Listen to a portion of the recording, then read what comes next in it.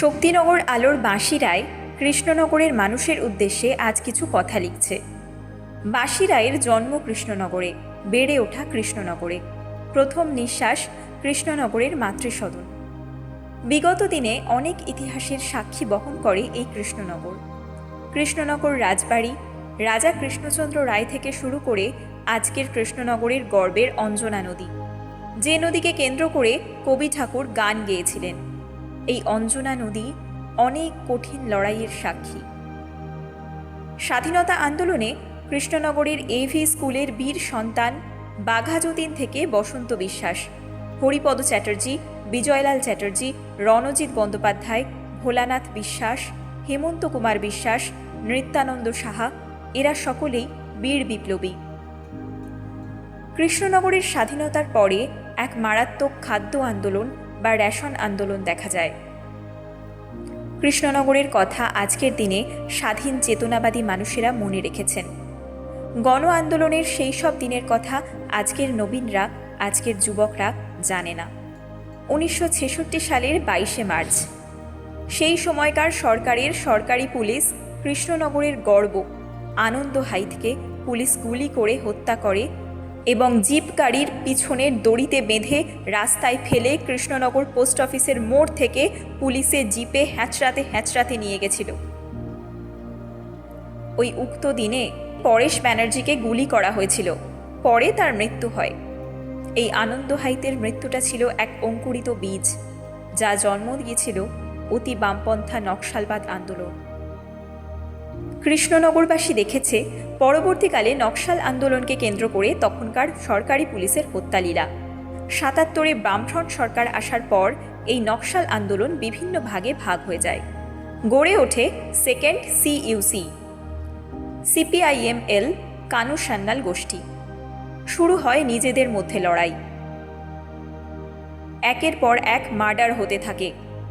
শঙ্কর গুহনিয়োগীর বন্ধু শ্রী রমেন সাহার মৃত্যুতে নকশাল আন্দোলনের জবনিকা পড়ে।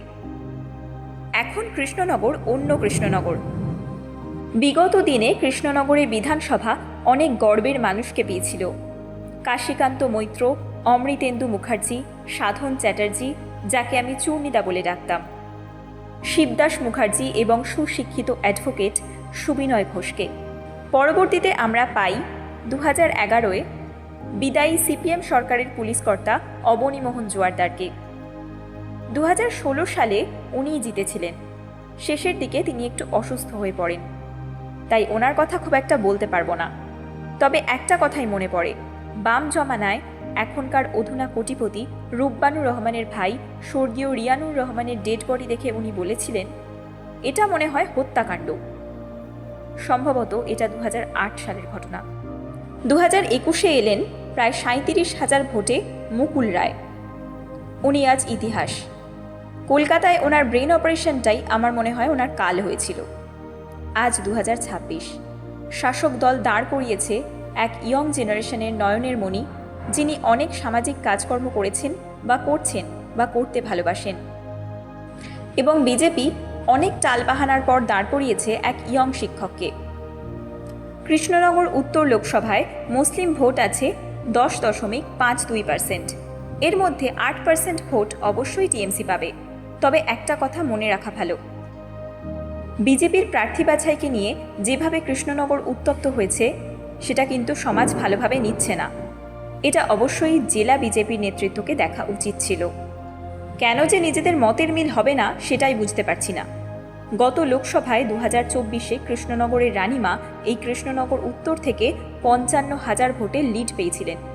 সুতরাং বিজেপি নেতারা যদি মনে করে থাকে এই বিধানসভায় কত আর কমবে, 5,000, 10,000, 15,000, 20,000, এই ভাবনাটাই তাদের মারাত্মক ভুল হবে।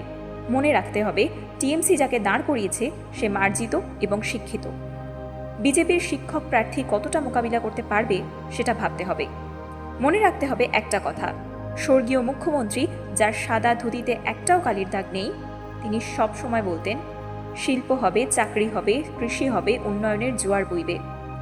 2006 সালে বামফ্রন্ট পেয়েছিল 235, তৃণমূল শুধু 35। প্রতিটি মিটিংয়ে, প্রতিটা মিছিলে উনি বলতেন আমরা 235, ওরা শুধু 35। এই অহংকারের মোড়কে ভরা ওদের চিন্তাভাবনা, ওনার যে ভুল ছিল, দিদি যেদিনকে 2011 সালে মুখ্যমন্ত্রীর শপথ নেন সেদিন উনি বসে বসে এটাই ভাবছিলেন। সুতরাং 2021-এ মুকুল রায়ের 35,000 ভোটে জেতা বা রানিমার 55,000 ভোটে লিড পাওয়া, এটা যে কোনো এখনকার ফল হতে পারে না সেটা বুঝতে হবে। নিজেদের দোষ ত্রুটি ঢেকে কাঁধে কাঁধ মিলিয়ে চলতে না পারলে এই আসনটি কিন্তু সারা বাংলাকে অবাক করে বিজেপি তৃণমূলকেই উপহার দেবে। কবি দ্বিজেন্দ্রলাল রায় বলে গিয়েছিলেন, আবার তোরা মানুষ হ। নমস্কার, শক্তিনগর আলো একটি সামাজিক সংস্থা। এই সংস্থার আঙিনা থেকে সমাজের উন্নয়নমূলক কাজকর্ম করা হয়। যে কাজগুলো সমাজের অবক্ষয় ডেকে আনে তার বিরুদ্ধে গর্জে ওঠে শক্তিনগর আলো। আমরা কোনো অর্থ সাহায্য চাই না, শুধুমাত্র আমাদের নতুন চ্যানেলটিকে সাবস্ক্রাইব করুন, যাতে আমরা আরও ভালো ভালো খবর আনতে পারি।